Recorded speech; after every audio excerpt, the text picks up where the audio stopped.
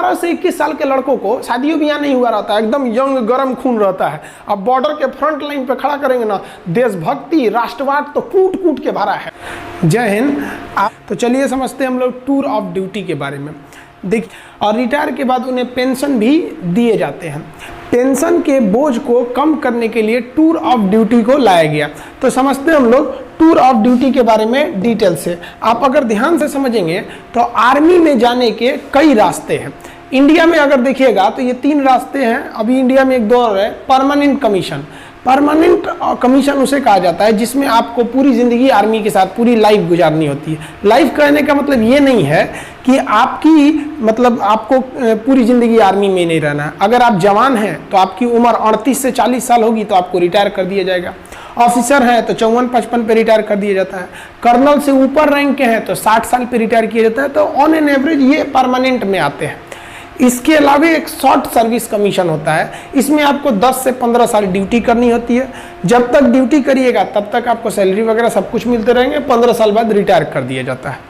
अब रिटायरमेंट के बाद इन लोगों को पेंशन भी दिया जाता है। अब आर्मी जो नया प्लान कर रही है वो टूर ऑफ ड्यूटी ये 3 साल के लिए होगा।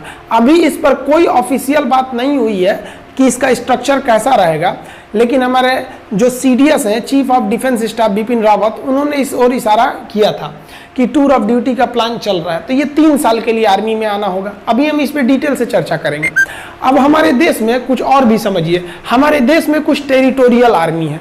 टेरिटोरियल आर्मी उसे बोला जाता है जिन्हें हम ट्रेनिंग देते हैं और ट्रेनिंग देने के बाद बैकअप के लिए बुला लेते हैं। ऐसे टेरिटोरियल आर्मी ये होते हैं। ये इसलिए किया जाता है ताकि लोगों का सेना से जुड़ाव बना रहे। हमारे महेंद्र सिंह धोनी भी आर्मी में आना होगा। अभी हम इस पे डिटेल से चर्चा करेंगे। अब हमारे देश में कुछ और भी समझिए। हमारे देश में कुछ टेरिटोरियल आर्मी है। टेरिटोरियल आर्मी उसे बोला जाता है जिन्हें हम ट्रेनिंग देते हैं और ट्रेनिंग देने के बाद उन्हें छोड़ देते हैं, भैया आपको जो काम करना है करिए। और जब युद्ध होगा ना तो हम उन्हें बैकअप के लिए बुला लेते हैं। ऐसे टेरिटोरियल आर्मी ये होते हैं। ये इसलिए किया जाता है ताकि लोगों का सेना से जुड़ाव बना रहे। हमारे महेंद्र सिंह धोनी भी टेरिटोरियल आर्मी में लेफ्टिनेंट कर्नल के रैंक पर गए थे। आप अगर देखेंगे महेंद्र सिंह धोनी को तो वो भी टेरिटोरियल आर्मी में अपनी सेवा दिए हुए हैं। इनका रैंक देखेंगे तो ये लेफ्टिनेंट कर्नल के रैंक पे ये गए थे महेंद्र सिंह धोनी। तो ये टेरिटोरियल आर्मी में है। तो ये तो पहले से चल रहा है टेरिटोरियल आर्मी हमारा। तो अब यहाँ देखिए, तो आर्मी पहले से टेरिटोरियल कर रही है। दूसरा, इनवर्स इंडक्शन करना चाह रही है। आर्मी इनवर्स इंडक्शन के तहत क्या करना चाह रही है कि जो CRPF या फिर पैरामिलिट्री में है, जो ड्यूटी कर रहे हैं, मान लीजिए कोई BSF में है, कोई CRPF में है, कोई PSC में है, कोई बिहार मिलिट्री पुलिस BMP में है, इस तरह से है, या पुलिस के जवान है, तो उनमें से आर्मी का क्या कहना है कि भैया जो उनमें से तेज तर्रार जवान है ना, उनको हम क्या करते हैं, सेना में लेते आते हैं। कहते हैं कि भैया एक काम करो, तुम चलो 5 साल के लिए तुम सेना में चलो। 5 साल तुमको सेना में ड्यूटी कराते हैं। ऐसा नहीं कि डायरेक्ट ले आ देंगे, उन्हें भी ट्रेनिंग दिया जाएगा, पूरा फौजी बनाया जाएगा, अब फिर सेना में लाएंगे। 5 साल बाद उन्हें कह दिया जाएगा भैया आप जहाँ थे, जैसे पुलिस में थे तो पुलिस में चले जाइए और हमसे पेंशन मत मांगिए, क्योंकि हम आपको 5 साल के लिए ना बुलाए हैं, हम तो आपको और बेहतर कर दिए हैं और बेहतर करके लौटा रहे हैं। आप जिस डिपार्टमेंट में थे वहाँ और जाके एकदम अच्छे से ड्यूटी कीजिएगा। तो ये भी एक तरह का अच्छा है। अब उनको तो पेंशन वो गवर्नमेंट देगी जिधर से वो आए हैं, पैरामिलिट्री में से। आर्मी ने अपने सेना में 5 साल ड्यूटी भी करा लिया और वापस भी कर दिया, आर्मी का पेंशन भी बच गया। तो वो इन्वर्स इंडक्शन पे भी विचार कर रही है। इसी के तहत NCC को भी बैकअप में तैयार करके रखा जाता है कि अगर बहुत ज़्यादा हम लोग कैजुअलिटी हो गई लड़ाई के समय, तो एक बैकअप के लिए हम NCC को भी रख सकते हैं। मैंडेटरी सर्विस हमारे देश में नहीं है। इजराइल में है क्या कि इजराइल में आपको लगभग 2.5 साल सेना में जाना ही जाना है। हम ये नहीं कर सकते मैंडेटरी सर्विस, क्योंकि एक जवान को ट्रेनिंग करने में काफ़ी खर्च आते हैं और हमारे पास इतने पैसे नहीं है कि इतने बड़ी जनसंख्या को हम मैंडेटरी सर्विस या मैंडेटरी आर्मी सर्विस के लिए ट्रेनिंग दे सके। तो ये तो हमारे देश में पॉसिबल ही नहीं है कि हम पूरे देश की जनता को अनिवार्य रूप से सेना की ट्रेनिंग दे सके। इनवर्स इंडक्शन क्या है समझा दिए। टेरिटोरियल आर्मी केवल सेना का मनोबल बढ़ाने के लिए इसमें VIP लोग को शामिल कर दिया जाता है। अब मेन जो है वो हमारी बात चल रही है किस पर, टूर ऑफ आर्मी पर, टूर ऑफ ड्यूटी पर। इसके तहत केवल 3 साल के लिए लाया जाएगा। अब आप कहिएगा कि सर 3 साल में फ़ायदा क्या हो। देखिए, मान लीजिए अगर इस साल 1000 लोगों को भर्ती किए, फिर अगले साल 1000 लोग, फिर अगले साल 1000 लोग, 3 साल में हमारे पास कितने हो गए, 3000। अब अगले साल तो जो पहले आए थे वो तो रिटायर होंगे, फिर 3000 आ जाएंगे। तो इस तरह से हमारे पास हमेशा एक रेगुलर आर्मी बनी रहेगी और ये आर्मी को हमें क्या नहीं देना पड़ेगा, पेंशन भी नहीं देना पड़ेगा। अभी हम पेंशन पे आएंगे, चर्चा करेंगे। अब थोड़ा सा हम आगे समझते हैं टूर ऑफ ड्यूटी में। ध्यान से समझिए, इस टूर ऑफ ड्यूटी के बारे में समझिए। ये एक तरह का इंटर्नशिप है। इंटर्नशिप क्या होता है कि आपको किसी खास काम के लिए और खास फिक्स समय के लिए जब बुलाया जाता है तो उसे इंटर्नशिप कहते हैं। इससे सेना हमेशा जवान रहेगी, यंग रहेगी। जैसे मान लिया कि हमने 1 साल के लिए 1 लाख लोगों को किस में भर्ती किया, टूर ऑफ ड्यूटी में। इस साल भर्ती किया, फिर अगले साल 1 लाख को भर्ती कर लेंगे, फिर अगले साल 1 लाख को कर लेंगे, यानी 3 लाख हमारे पास आ गए सब। फिर अगले साल इधर 1 लाख को रिटायर करेंगे तो फिर 1 लाख को भर्ती भी तो कर लेंगे। और जिसको हम रिटायर किए उसको तो पेंशन देना नहीं है कि भैया हम 3 साल ड्यूटी कराए हैं। अब ध्यान से समझिएगा जी, ऐसे करके हमारे पास 3 लाख का स्टॉक बचा। और ये 3 लाख की जो आर्मी है एकदम यंग है। 18 साल के लड़कों को भर्ती करेंगे, 18, 19, 20, 21। तो ये 3 साल का, 18 से 21 साल का, 18 से 21 साल के लड़कों को शादियों ब्याह नहीं हुआ रहता है, एकदम यंग गर्म खून रहता है। अब बॉर्डर के फ्रंट लाइन पे खड़ा करेंगे ना, देशभक्ति राष्ट्रवाद तो कूट कूट के भरा है, समझ में आया। अब जैसे कोई परिवार वाला आदमी है, सेना हमारे हर उम्र के जवान बहादुरी से लड़ते हैं, लेकिन जो 40-50 साल एज हो गया उन पे जिम्मेदारियां हैं, उनके बाल बच्चे हैं, वो भी इंसान हैं, वो भी हमारे लिए लड़ते हैं। तो एक उनके ऊपर जिम्मेदारी है। एक जो नया नया छोड़ा जाता है, इसमें कोई जिम्मेदारी नहीं, ना आगे नाथ ना पीछे पगा, गोली चलाया रे तुम हम पे, ये वो चलाएगा हमसे चुरा बम मार देंगे यहाँ पे। तो ये आर्मी को यंग रख सकते हैं। इससे आर्मी को डबल फायदा कि आर्मी हमेशा यंग रह गई और जो रिटायर हुए उन्हें सैलरी भी नहीं देना है, और आर्मी कम भी तो नहीं होगी ना भैया। हर साल हम 1-1 को रखे रहेंगे, हमेशा हमारे पास 3 लाख की एक टूर ऑफ आर्मी की, टूर ऑफ ड्यूटी की फौज पड़ी रहेगी। समझ में आया कि नहीं आया। अब आप कहिएगा कि सर वो जो 3 साल बाद रिटायर कर देंगे और उसको पेंशन भी नहीं देंगे तो लड़का कहाँ जाएगा। तो देखिए भैया, इसमें सेना विचार कर रही है कि हम इस तरह से एंट्री कराएंगे कि जैसे कोई लड़का ग्रेजुएट हो गया है, तब आओ भैया 3 साल ड्यूटी करो और जाओ। और सरकार एक नियम बना देगी कि कोई भी एसएससी, रेलवे, बैंक वगैरह वो इन लड़कों को आरक्षण दे जो मतलब आर्मी की ट्रेनिंग कर लिए। क्यों? क्योंकि इनके अंदर एक डिसिप्लिन आ जाएगा। सेना उनको डिसिप्लिन 9 महीने का ट्रेनिंग देगी। ऐसा नहीं कि टूर ऑफ ड्यूटी आइए आपको टूर करा देते हैं, उठाइए AK-47, ऐसे नहीं। 9 महीने की एकदम कठिन ट्रेनिंग दिया जाएगा उन लोग को। ट्रेनिंग में कोई कॉम्प्रोमाइज़ नहीं होगा, उनका 9 महीने का ट्रेनिंग दिया जाएगा। समझ में आप वो जिस डिपार्टमेंट में जाएंगे एकदम डिसिप्लिन, इतने बजे ऑफिस आना है तो आना है, हर चीज़ एकदम बढ़िया से रहेगा। इससे कि उनको देखकर डिपार्टमेंट के बाकी लोगों में भी एक जज्बा आएगा। और आप खुद देखिए ना, हम लोग, आप हो या हम हो, जब भी कहीं जाते हैं तो बगल में कोई फौजी रहता है तो अपने अंदर से एक आत्मसम्मान का दिल, वो आदमी हाथ उठाकर सैल्यूट नहीं करता है, लेकिन अपने दिल से पूछेगा आदमी, उन्हें दिल से सैल्यूट करता है कि इनके बदौलत हम लोग अपने घरों में सुरक्षित हैं। तो जहां वो ड्यूटी करने जाएंगे वहां भी लोगों का सेना के प्रति इज्जत बढ़ेगा और वो भी लोग चाहेंगे कि हम भी अपने नेक्स्ट जनरेशन को सेना में भेज सकें। तो एक आर्मी है, एक काफ़ी अच्छा बैलेंस बना के कर रही है। आखिर आर्मी को ऐसी ज़रूरत क्यों पड़ी? अब आप कहिएगा, यहाँ एक नेगेटिव पॉइंट ये आता है कि अगर हम 3 साल ड्यूटी करा के निकाल देते हैं तो जितने भी आएंगे, हमारी सेना यंग तो रहेगी लेकिन एक्सपीरियंस नहीं हो पाएगा। देखिए, जवान रहना भी ज़रूरी है, एक्सपीरियंस का भी रहना ज़रूरी है। कहीं कहीं जोश और जुनून काम नहीं आता है, एक्सपीरियंस काम आता है।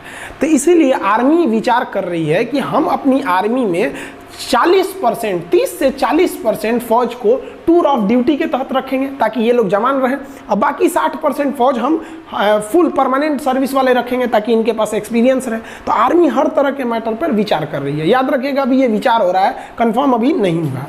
देखिए अब ध्यान से, ये एक तरह का इंटर्नशिप उसे कहते हैं जो एक फिक्स टाइम के लिए आपको बुलाया जाता है। इसमें वर्दी भी मिलेगी खूब बढ़िया, भाई सेना की वर्दी मिलना बहुत बड़ी बात होती है। आपका बढ़िया बढ़िया ब्रांड, जो हज़ारों रुपए के आप जो ब्रांड पहनते हैं ना, उस ब्रांड की कोई कीमत नहीं है अगर आपके बगल में कोई बंदा वर्दी पहन के इंडियन आर्मी का उस पर लोगो बना हो, पहन के खड़ा हो जाए तो सारा आपका ब्रांड बर्बाद हो गया उस आर्मी के वर्दी के बाद। तो एक वर्दी भी मिलेगी, रैंक भी मिलेगी, सैलरी भी मिलेगी। क्या नहीं मिलेगा? तो भैया पेंशन नहीं मिलेगी। सारा बवाल तो पेंशनें कम करने के लिए हो रहा है, समझ में आया कि नहीं? तो पेंशन नहीं मिलेगा आपको। क्यों पेंशन नहीं मिलेगा? क्योंकि पेंशन देने के लिए कम से कम आपको 17 साल की ड्यूटी करनी रहती है। इसमें तो ओवरऑल 3 साल की ड्यूटी ही है। तो समझ में आ रहा है कि नहीं आ रहा है? जो टूर ऑफ ड्यूटी के तहत आएगा वो सेना के एडवेंचर को भी देख लेगा, राष्ट्रवाद भी देख लेगा, डिसिप्लिन भी सीख लेगा, स्वास्थ्य, मेंटेलिटी, हर चीज़ को सुदृढ़ कर लेगा और दूसरी नौकरी में उसको छूट भी मिलेगा, तो उसका भी करियर खराब नहीं हुआ। देश की सेना भी जवान रह गई और देश का जो पेंशन पे खर्च था वो भी बच गया। आर्मी का जनता से जुड़ाव भी हमेशा रेगुलर बना रहेगा 3 साल पे। अब जैसे क्या होता है कि एक आर्मी गया वो 40 साल ड्यूटी पे रहेगा, तो भैया 40 साल तक आप उसके जगह पे दूसरा भर्ती नहीं ना करेंगे, यहाँ तो हर 3 साल पे ड्यूटी पे भर्ती करना है। तो समझ में आ रहा है? अब आप देखिए ज़रा ध्यान से, इस इंटर्नशिप पे क्या किया जाएगा।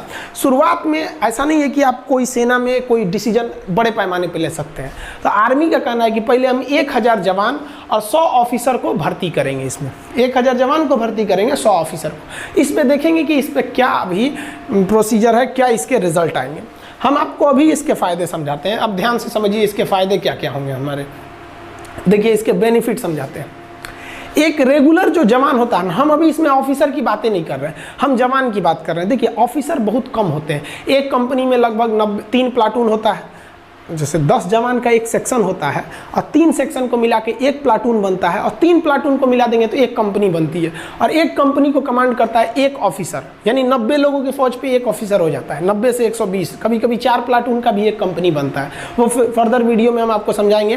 Company, platoon, section, battalion, regiment, brigade, division, इस सब में अंतर कभी समझा देंगे उसमें। तो एक रेगुलर जो जवान होता है उस जवान को पूरा परमानेंट अगर ड्यूटी दीजिएगा तो भर्ती से लेकर उसके जितनी सैलरी बनती है, अलावेंस बनता है, भत्ते बनते हैं, उसको पेंशन होता है, वो सब मिलाकर अगर जोड़ दीजिएगा तो 11 करोड़ रुपए आते हैं। 11 करोड़।